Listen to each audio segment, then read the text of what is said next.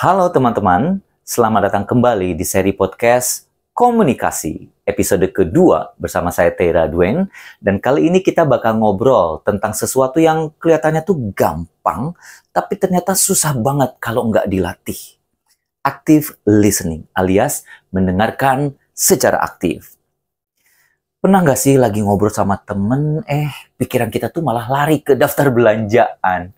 Nah, hari ini kita bakal belajar gimana caranya mendengar beneran. Biar hubungan sama orang lain, entah di kantor, rumah, atau circle pertemanan, itu jadi lebih oke. Kita mulai.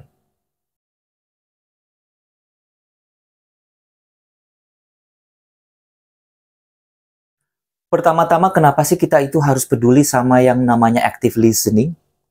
Menurut banyak sumber yang kita punya, mendengarkan secara aktif itu kunci buat bikin hubungan kerja yang luar biasa. Nggak cuma di kantor, tapi di mana aja. Bayangin ya, kalau kita beneran dengerin orang lain, kita tuh bisa bikin mereka tuh ngerasa dihargai, ngerti kebutuhan mereka, dan bahkan ambil keputusan yang lebih baik. Ada kutipan keren nih dari Robert H. Waterman Jr. yang bilang, mendengarkan, benar-benar mendengarkan, itu sebuah kerja keras dan kadang bikin kita merasa kecil alias humbling. Tuh, bener kan? Mendengar itu nggak cuma soal telinga, tapi soal hati. Makanya bisa bikin kita jadi lebih humble. Makanya active listening itu bisa bantu kita nyambung sama orang lain. Apalagi di budaya Indonesia yang suka dihargain lewat perhatian. Nah, penelitian bilang ada beberapa tingkatan mendengarkan, dan active listening itu salah satunya saja. Pertama ada passive listening. Ini tuh kayak kita cuma ngangguk-ngangguk, jaga kontak mata, atau senyum biar kelihatan ngedengerin.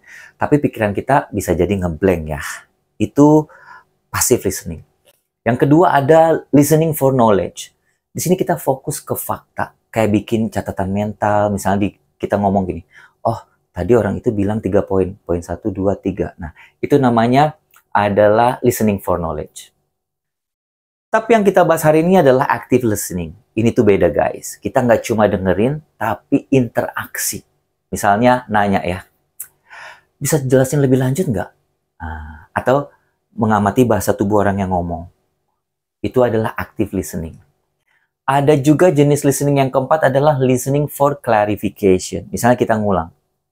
Jadi maksud kamu tuh A, B, C, D ya? Nah, itu adalah listening for clarification. Dan terakhir, empathetic listening ini saat kita coba ngerti perasaan orang. Misalnya kita ngomong, wah kayaknya kamu lagi frustrasi ya. Nah, setelah orang selesai berbicara, kita menyimpulkan pakai kalimat yang empatik seperti barusan. Keren kan? Dan tiap tingkatan itu punya waktu dan tempatnya sendiri untuk digunakan. Terus gimana caranya jadi pendengar aktif? Ada 3 kelompok keterampilan untuk menjadi pendengar aktif. Yang pertama, attending and focusing, following, dan yang ketiga, reflecting. Satu persatu kita bahas ya. Yang pertama dulu ya, attending and focusing.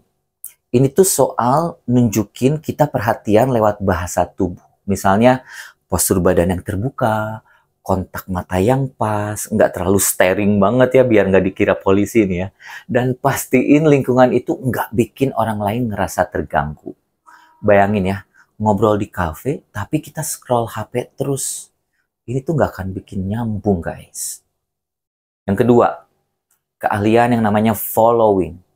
Ini soal membantu pembicara melanjutkan cerita tanpa kita ganggu. Misalnya kita tuh ngasih minimal encourager seperti, oh gitu, terus. Nah, jangan kebanyakan nanya juga ya, apalagi kalau ngarahin kayak, emangnya harus gitu ya? Nah, itu tuh akan bikin orang lain ilfeel. Ketiga, reflecting. Di sini kita merefleksikan apa yang orang bilang, misalnya, jadi kamu bilang proyek ini bikin stres ya? Nah, ini tuh bikin orang ngerasa didengerin beneran. Ada satu hal lagi yang penting nih, yaitu pesan non-verbal. Penelitian bilang, sebagian besar komunikasi itu adalah non-verbal. Gerakan tubuh, ekspresi wajah, sampai kontak mata. Albert Mehrabian bilang, Kalau pesan nonverbal kita itu nggak cocok sama kata-katanya, orang lebih percaya yang nonverbalnya. Makanya ada 55% itu ya. Misalnya kita bilang, aku dengerin kok, tapi muka kita datar kayak lagi antri di bank itu.